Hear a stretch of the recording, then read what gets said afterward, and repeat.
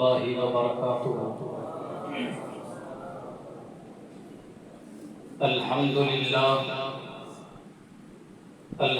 لله الواحد الأحد الفرد الصمد الذي لم يلد ولم يولد ولم يكن له كفوا أحد، والصلاة والسلام على خير العباد الذي أخرج العباد من عبادة العباد إلى عبادة رب العباد، ومن ضيق الدنيا إلى سعتها، ومن جور الأديان إلى عدل الإسلام.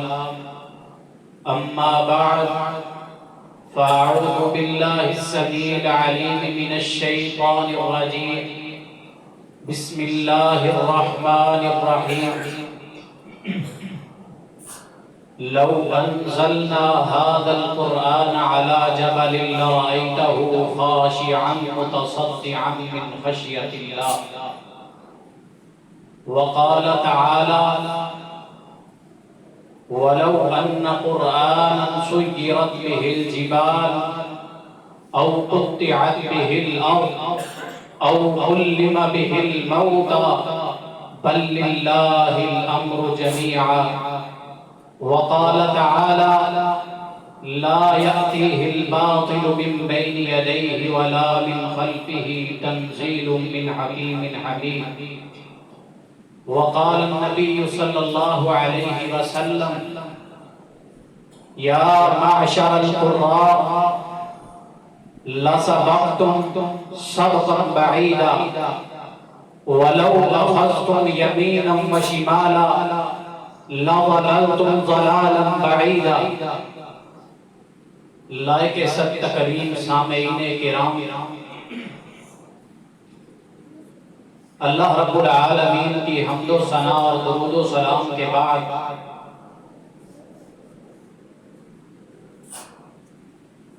یہ قرآن مجید انقلابی کتاب ہے، اور انقلاب جو ہوتا ہے یہ دو طرح کا ہوتا ہے. ایک منفی انقلاب ہوتا ہے اور ایک مثبت انقلاب ہوتا ہے. مثبت انقلاب کے لیے اللہ رب العالمین کا کلام موجود ہے، اس کو سکھانے کے لیے قراء کرام موجود ہیں، ائمہ مساجد موجود ہیں. اور جو منفی انقلاب ہے اس کے لیے شیطان اور اس کے چیلے موجود ہیں. معاشرے کے اندر یہ برے انقلاب کو پھیلانے کے لیے شیطان اور اس کے چیلے موجود ہیں جو کہ اپنا کام کر رہے ہیں. اس افراتفری کے دور کے اندر،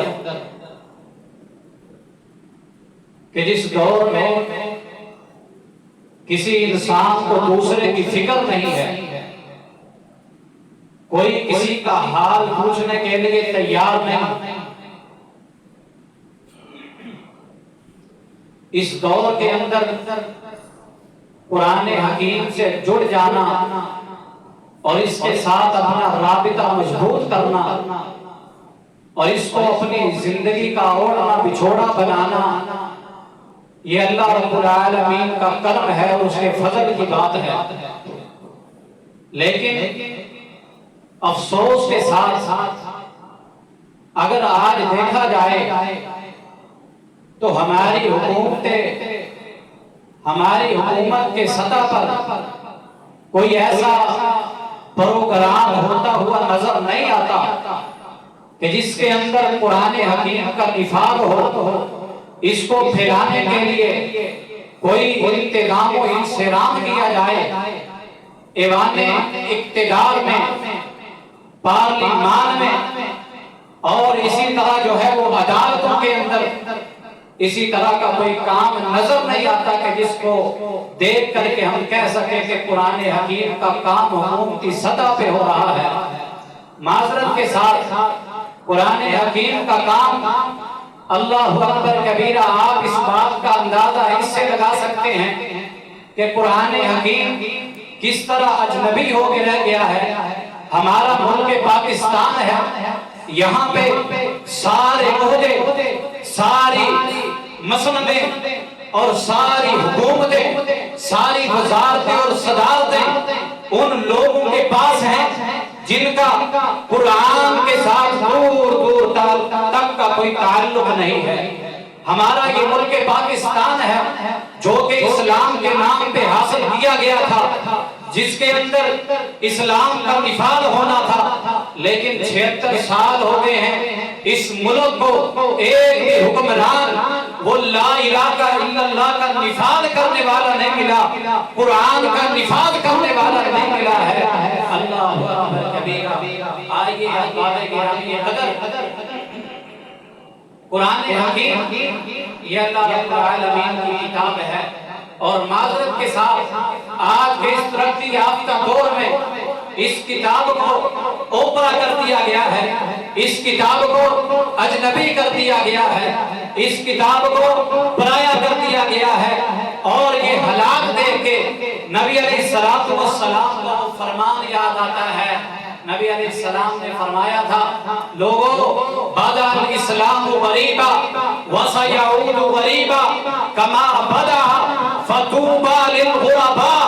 نبی علیہ السلام نے فرمایا، لوگوں جب اسلام کی ابتدا ہوئی تھی اسلام اجنبی تھا، اسلام غریب تھا، اسلام کو کوئی ماننے کے لیے تیار نہیں تھا، کوئی اس کی بات کو فالو کرنے کے لیے تیار نہیں تھا، اس کا نام سن کے لوگ اپنے گھروں کے دروازے بند کر لیا کرتے تھے، اسلام کا نام سن کے اپنے بچوں کو اسلام کے قریب جانے نہیں دیا کرتے تھے، اپنی بچیوں کو اسلام کی دعوت سننے نہیں دیا کرتے تھے، اور لوگوں اسلام اتنا اجنبی تھا، اسلام اتنا غریب تھا کہ لوگ اس کا نفاذ اپنے اوپر کرنے کو جرم سمجھتے تھے۔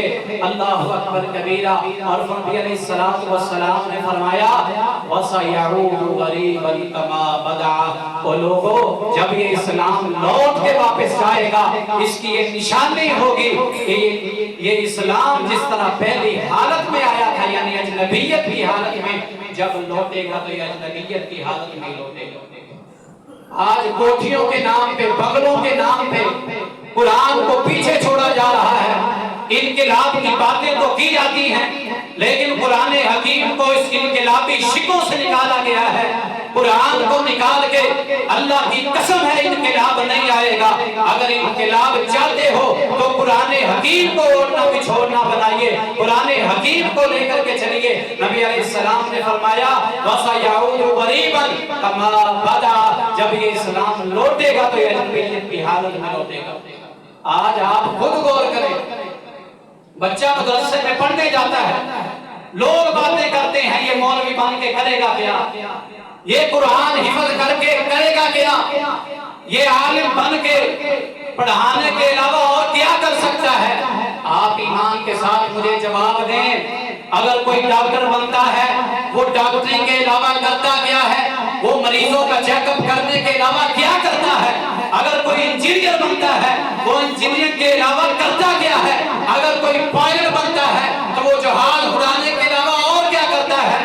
اللہ اکبر کبیرہ۔ اگر کوئی سائنسدان بنتا ہے وہ ایجادات کے علاوہ اور کیا کرتا ہے۔ اس حافظ سے، اس عالم سے آپ کیا کروانا چاہتے ہیں؟ یہ آپ کا تزکیہ کرتا ہے، یہ آپ کی اولادوں کو سیدھے راستے پہ لے کے آتا ہے، یہ آپ کے بگڑے ہوئے بچوں کو سیدھے راستے پہ لے کے آتا ہے۔ آپ اس سے اور کیا کروانا چاہتے ہیں؟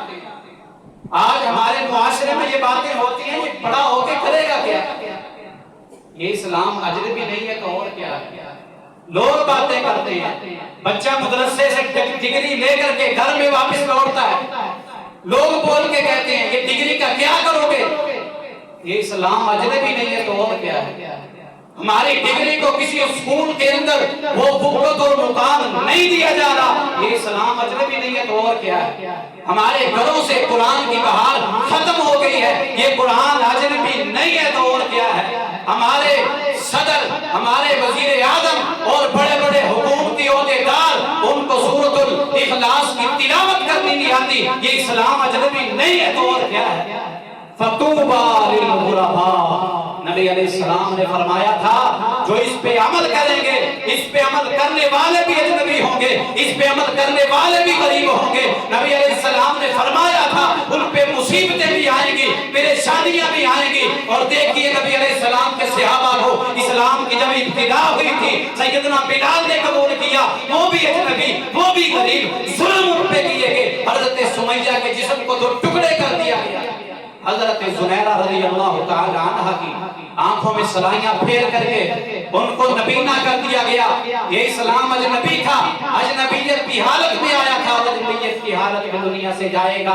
आज प्रोग्राम होता है, उलमा मेहनत करते हैं, आइम्मा मेहनत करते हैं, इश्तिहार छपाते हैं, दावतनामे दिए जाते हैं, आप अहबाब आते हैं, बाद में शुक्रिया अदा किया जाता है, लेकिन अवामुन नास बड़ी बड़ी बातें फिर भी सुना जाती हैं। लेकिन मैं सलाम पेश करता हूँ इन आइम्मा को, इन कुर्राए किराम को, जो बातें सुनने के बाद भी अपना काम जारी रखते हैं, शबो रोज एक करके अल्लाह के दीन के लिए मेहनतें करते हैं। वतूबा लिल गुरबा, नबी अलैहिस्सलाम का ये फरमान है। और उलमा परेशान नहीं होना, और अजनबियों परेशान नहीं होना।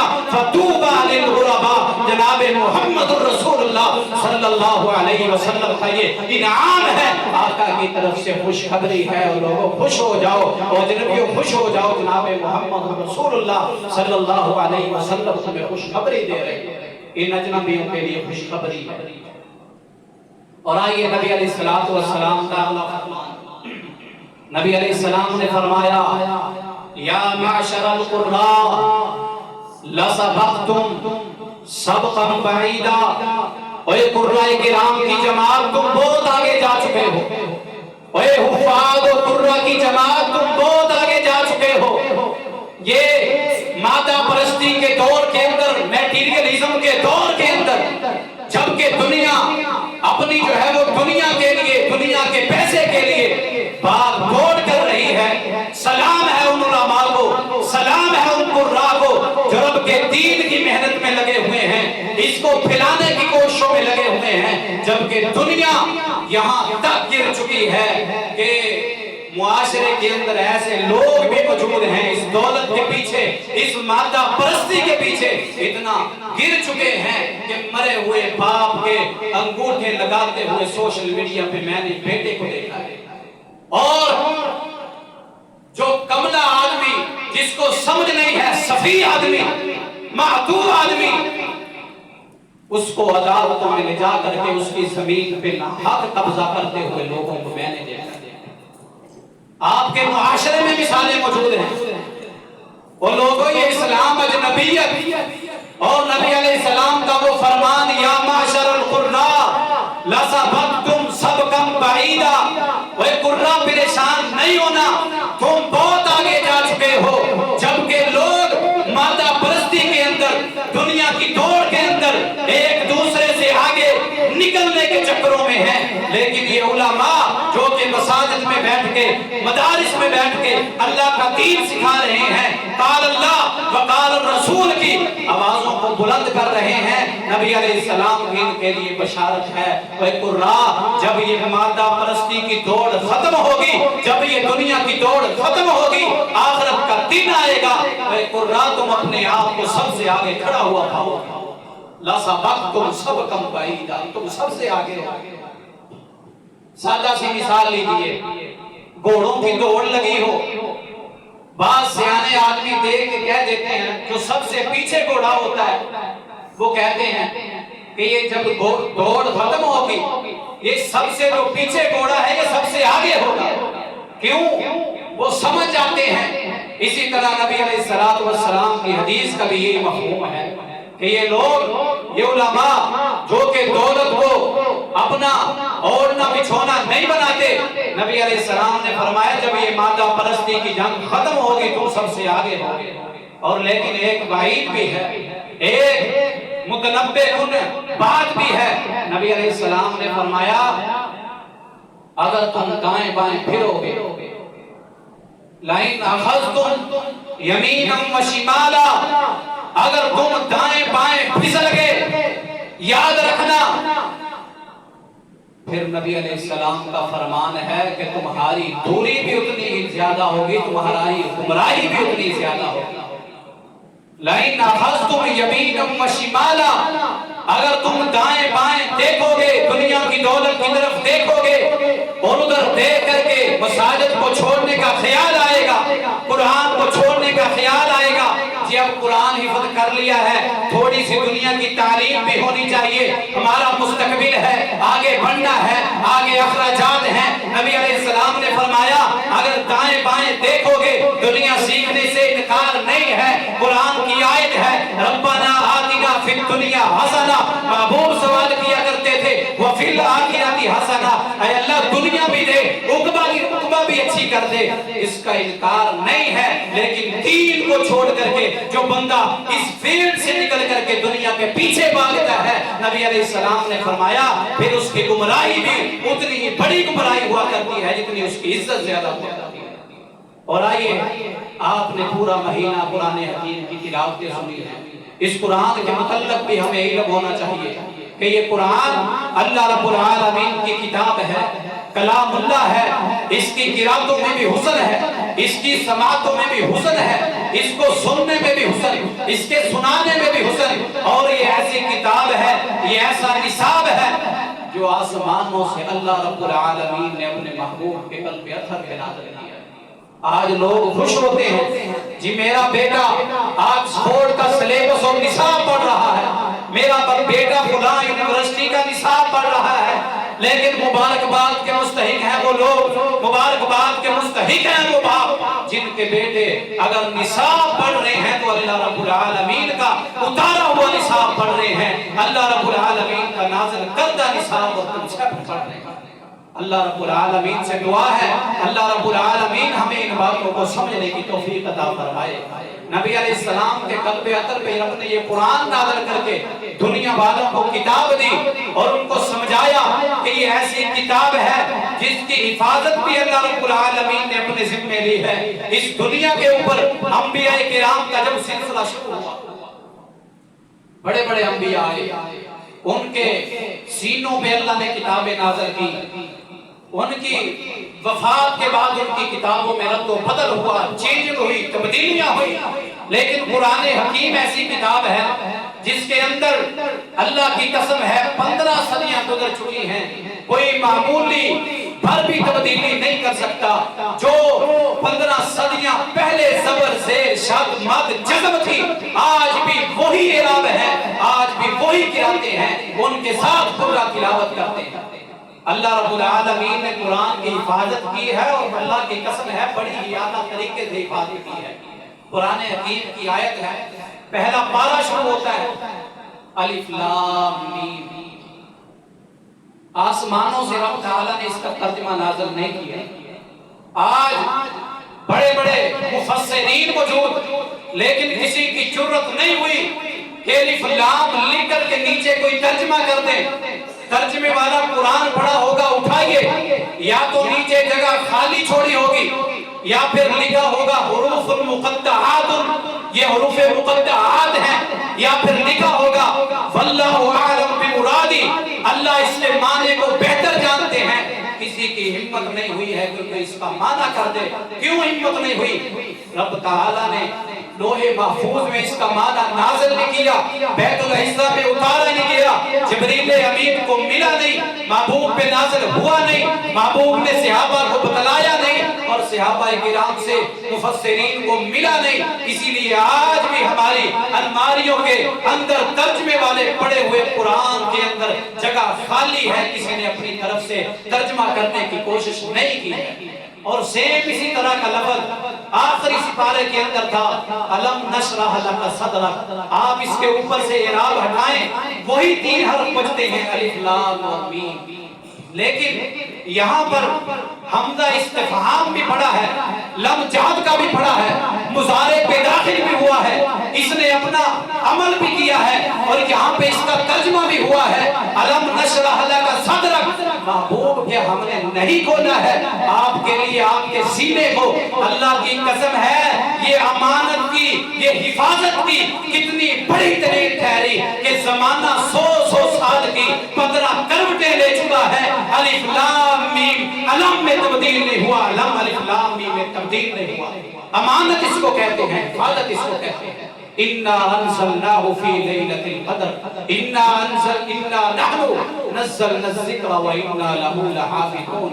जिस आला ज़ात ने इसकी हिफाजत का जिम्मा उठाया था, उसकी हिफाजत का तरीका भी आला, उसने अपनी मर्जी से इसकी हिफाजत की और हिफाजत का हक अदा कर दिया। आज कुरान हकीम का अल्लाह की कसम है, एक एक इल्म महफूज है, इल्म रस्म भी महफूज है, इल्म ज़ब्त भी महफूज है, इसकी किराआत भी महफूज है, कुर्रा उसको पढ़ते हैं, ज़माने में मशहूर है वो किराआत। ये रब ताला की हिफाजत और उसका जिम्मा था, जिसके नतीजा में रब ताला का आज ये कुरान महफूज है। और आइए इस कुरान हकीम के अंदर मुख्तसर बयान करूं, इस कुरान हकीम का मौजू क्या है, इसमें बयान क्या हुआ है। 5 उलूम अल्लाह रब्बुल आलमीन ने इस कुरान हकीम के अंदर बयान किए। पहले नंबर पे इल्मुल जदल है, दूसरे नंबर पे इल्मुल अहकाम है, तीसरे नंबर पे इल्मुल तज़कीर भी बिल्लाह है, चौथे नंबर पे इल्मुल तज़कीर भी आला इल्ला है, और 5वें नंबर पे इल्मुल तज़कीर बिल मौत व मा बादहु है। रब ताला ने ये 5 उलूम बयान करके दुनिया वालों की तरबियत की है, और दुनिया के जितने भी मसाइल हैं इन 5 उलूम के इर्द गिर्द घूमते हैं। आइए इल्मुल जदल की हम वजाहत करते हैं, थोड़ी थोड़ी इनकी वजाहत करके अपनी बात को खत्म करेंगे। आइए इल्मुल जदल को अल्लाह रब्बुल आलमीन ने कुरान का मौजू बनाया है, कुरान में इसको बयान किया है। इल्मुल जदल का मतलब है कि झगड़े का इल्म, मुखासमे का इल्म। रब ताला ने कुरान हकीम के अंदर 4 गुमराह फिरके थे जिनके साथ झगड़ा किया है, मुखासमा किया है। मुशरिकीन मक्का, मुनाफिकीन और यहूद व निसारा, इनके साथ कुरान हकीम का बहस व मुबासा चलता है। कुरान हकीम को पढ़िए, आयात की तिलावत कीजिए। मुशरिकीन कहते थे, मुनाफिकीन इतराज करते थे ये कुरान झूठा है। रब ताला ने कुरान में कहा अगर ये झूठा है तुम सच्चा ले आओ। ये बहस व मुबासा इस तरह कुरान में मौजूद है। उन्होंने कहा ये झूठा है, अल्लाह ने कहा तुम सच्चा ले आओ। अगर तुम ताकत रखते हो, मैंने 114 सूरतें नाज़िल कर दी हैं। अगर तुम्हारे अंदर पावर है, तुम्हारे अंदर कैपेसिटी है, तुम्हारे अंदर अगर हिम्मत है, तुम 10 सूरतें ले आओ मुफ्तरायात गढ़ी हुई। अपने बड़ों को बुला लो, अपने बहनों को बुला लो और सारे के सारे मिल जाओ, 10 सूरतें ले आओ। अगर ये भी नहीं कर सकते तो कुरान हकीम की कम अज कम 1 सूरत ले आओ। अगर ये भी नहीं कर सकते तो 1 आयत ले आओ। अल्लाह रब्बुल आलमीन ने उनके इतराज का जवाब कुरान हकीम में दिया है। इसको इल्मुल जदल बोलते हैं। और यहूद व निसारा ने इतराज किया कि हजरत ईसा अलैहिस्सलातु वस्सलाम नाउज़ु बिल्लाह अल्लाह रब्बुल आलमीन के बेटे हैं। कुरान हकीम ने इसका जवाब दिया लक़द जिअतुम शैअन इद्दा तकादुस समावात यतफत्तरना मिन्हु व तनशक्कुल अर्द व तखिर्रुल जिबालु हद्दा। ओए तुमने इतनी बड़ी बात की है कि ईसा अलैहिस्सलाम अल्लाह का बेटा है। अगर ये बात इतनी बारी है, करीब है कि आसमान फट जाए, जमीन शक हो जाए, तुमने ये बकवास की है कि ईसा अलैहिस्सलाम अल्लाह का बेटा है। ये मुखासमे का इल्म कुरान हकीम में ये मुनाफिकीन के साथ, मुशरिकीन के साथ, यहूद व निसारा के साथ जो झगड़े का इल्म है उसको इल्मुल जदल कहते हैं। और दूसरे नंबर पे इल्मुल अहकाम है, इसके अंदर नमाज रोजे का जिक्र है और इसी तरह जो है वो अपनी औलादों के हुकूक का इल्म है, बेटे और बेटियों के मुआमलात का हुक्म है। इस्लाम से पहले बेटियों को हुकूक नहीं दिए जाते थे। रब ने इल्मुल अहकाम को नाज़िल करके इसकी वज़ाहत करके बेटियों को हुकूक दिए, जिंदा दरगोर किया जाता था, उनको इज्जतें दी। आज औरतें, आज जो है वो कुछ बद एहसास औरतें इस्लाम का नाम तो लेने वाली हैं, लेकिन इस्लाम को बदनाम करने की कोशिश करने वाली वो कहती हैं कि हमें मुकम्मल आज़ादी चाहिए। अल्लाह की कसम है, अगर ये इस्लाम ना होता, इस्लाम से पहले तुम्हें अल्लाह की कसम है मक्का के लोग तो सारे मक्का इतना जलील समझा करते थे, इतना रुस्वा समझा करते थे। जब ये कुरान आया है, तुम्हें इज्जत दी है तो इस कुरान ने दी है, इज्जत मिली है तो तुम्हें इस कुरान से मिली है। आज तुम बातें करती हो कि हमें मुकम्मल आज़ादी चाहिए, हमें पर्दा करने की जरूरत नहीं है, हम अपने मामलात खुद निपटा सकती हैं। अल्लाह की कसम नहीं, अगर तुम इस्लाम से दूर जाओगी, जिल्लत और रुसवाई तुम्हारा मुकद्दर बन जाएगी। और तीसरे नंबर पे अल्लाह रब्बुल आलमीन ने इस कुरान हकीम के अंदर جس علم کا ذکر کیا ہے وہ ہے علم التذکیر بایام اللہ۔ پچھلے جو واقعات گزر چکے ہیں ان لوگوں کے واقعات کو اللہ نے ذکر کیا۔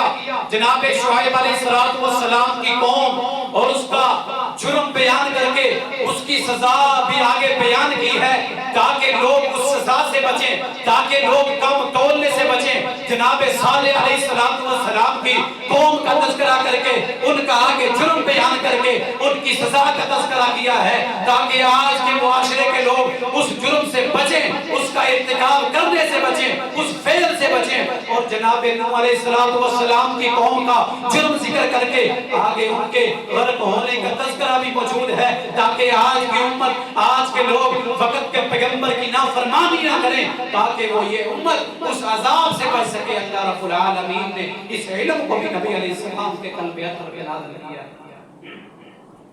اور چوتھے نمبر پر اللہ رب العالمین نے جس علم کو بیان کیا ہے وہ ہے علم التذکیر بآلاء اللہ، رب کی نعمتوں کا علم۔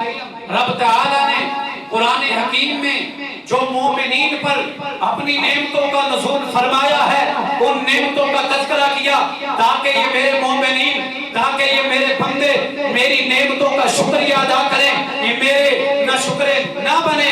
اور قرآن حکیم میں یہ آیات، ایسی آیات نازل کی ہیں لَإِن شَكَرْتُمْ لَأَزِيدَنَّكُمْ وَلَئِن كَفَرْتُمْ إِنَّ عَذَابِي لَشَدِيدٌ۔ اے لوگو اگر تم شکریہ ادا کرو گے تو مزید تمہیں عطا کیا جائے گا، اور اگر نہ شکریہ کرو گے تو اللہ رب العالمین کی پکڑ بڑی سخت ہے۔ اللہ رب العالمین نے ایسی آیات قرآن میں نازل کی ہیں، اور جناب محمد رسول اللہ صلی اللہ علیہ وآلہ وسلم جو نبی علیہ السلام اللہ کے آخری پیغمبر بھی ہیں، انبیاء کے امام بھی ہیں، قرآن حکیم کے اللہ اکبر جن کے قلب اندر پہ نازل ہوا ہے، اللہ رب العالمین کی نعمتوں کا کتنا احساس کرنے والے ہیں۔ نبی علیہ السلام ایک دن مسجد نبوی سے نکلتے ہیں، نبی علیہ السلام کو بھوک لگی ہے، آپ مسجد سے باہر نکلے، سیدنا ابو بکر سے ملاقات ہوتی ہے، ان کو ساتھ لیا، تھوڑا آگے گئے سیدنا عمر سے ملاقات ہوئی، نبی علیہ السلام ان کو لے کر کے ایک انصاری کے باغ میں پہنچتے ہیں۔ انصاری نے دیکھا اور سمجھ گیا نبی علیہ السلام کو بھوک لگی ہے، وہ تھوڑا اور کھجوروں کا ایک گوشہ توڑ کے نبی علیہ السلام کی خدمت میں لا کے پیش کرتا ہے، اور اس باغ کے اندر پانی کا کنواں موجود تھا، اس کنویں سے جا کر کے پانی بھر کے نبی علیہ السلام کے سامنے لا کر کے پیش کرتا ہے، اور بکری کا بچہ کھڑا تھا اس کو ذبح کر کے شوربے والا سالن بنا کر کے جناب محمد رسول اللہ صلی اللہ علیہ وسلم کی خدمت میں پیش کرتا ہے۔ نبی علیہ السلام نے جب اس کو کھایا، اللہ کی نعمتوں کا ٹیسٹ کیا، نبی علیہ السلام کی آنکھوں سے آنسو آ گئے۔ سیدنا عمر بڑی حساسی طبیعت کے مالک تھے، پوچھا ما یبغیک یا رسول اللہ، اللہ کے نبی آپ کی آنکھوں سے آنسو کیوں آ گئے ہیں؟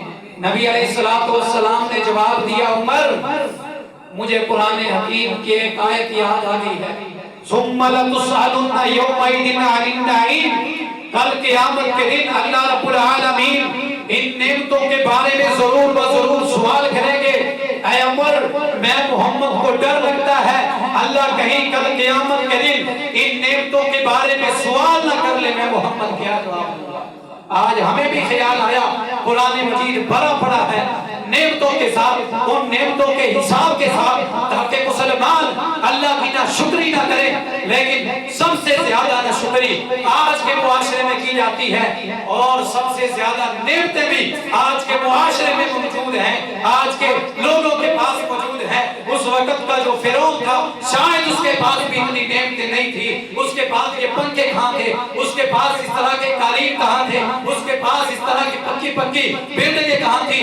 اللہ کی قسم ہے آج ہم اتنا بڑھ گئے ہیں آگے، پھر بھی اللہ کا شکریہ ادا نہیں کر سکتے، پھر بھی اللہ رب العالمین کا شکر ادا نہیں کرتے۔ گرمیوں کو پہننے کے لیے علیحدہ سوٹ ہمارے پاس موجود ہیں، اور سردیوں کو پہننے کے لیے علیحدہ کپڑے موجود ہیں، لیکن شکوے ہماری زبانوں سے بھی جاتے ہیں۔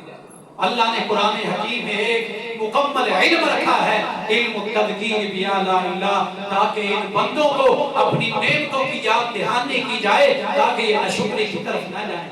اور آخری علم اور آخری بات، اللہ رب العالمین نے جو قرآن حکیم کے اندر 5واں علم بیان کیا ہے، فرمایا علم التذکیر بالموت وما بعدہ۔ اللہ رب العالمین نے قرآن حکیم میں کے اندر بے شمار جگہ کے اوپر اس علم کا تذکرہ کیا ہے کہ موت سے پہلے کیا ہونے والا ہے، موت کے بعد کیا ہونے والا ہے، اور اس موت کے بعد جب کل قیامت کے دن اٹھنا ہے تو اس اٹھنے کے بعد کیا ہونے والا ہے۔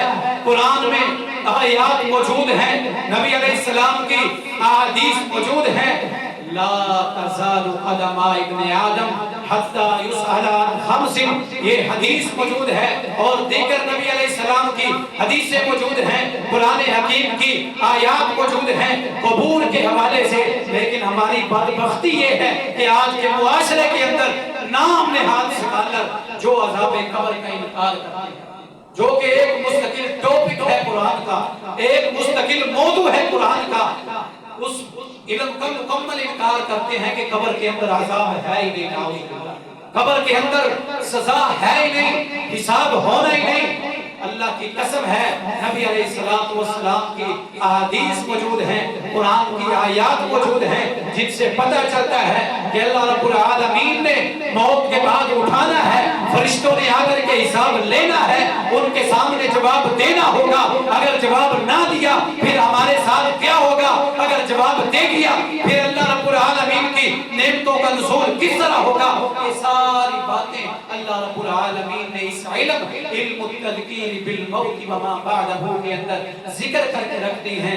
اللہ رب العالمین سے دعا ہے، اللہ رب العالمین ہمیں قرآن حکیم کو اس طرح سمجھنے کی توفیق عطا فرمائے، اس طرح اس پر عمل کرنے کی توفیق عطا فرمائے جس طرح یہ قرآن حکیم آسمانوں سے نازل کیا گیا ہے، اور اس طرح اس کی تلاوتیں کرنے کی توفیق عطا فرمائے جس طرح جناب محمد رسول اللہ صلی اللہ علیہ وآلہ وسلم نے سکھلایا ہے۔ آج ہماری بدقسمتی ہے، ہم اور تو بہت کچھ سیکھ لیتے ہیں، اگر نہیں سیکھتے تو رب کا قرآن نہیں سیکھتے۔ دنیا کی ڈگریاں ہمارے پاس موجود ہیں، دنیا کی بڑی بڑی علم کی ڈگریاں موجود ہیں، دنیا کے علم سیکھنے کے لیے ہم کبھی در بدر، کبھی اس کے در، کبھی اس کے در، کبھی در بدر ٹھوکریں کھاتے پھرتے ہیں۔ اگر ہمارے پاس ٹائم نہیں ہے تو قرآن کا علم سیکھنے کے لیے ٹائم نہیں ہے، اگر ٹائم نہیں ہے نبی علیہ السلام کی احادیث کا علم سیکھنے کے لیے ٹائم نہیں ہے، اپنے قرآن کے ناظرہ کو اوپر سے دیکھ کر کے سیدھا کرنے کا ٹائم نہیں ہے،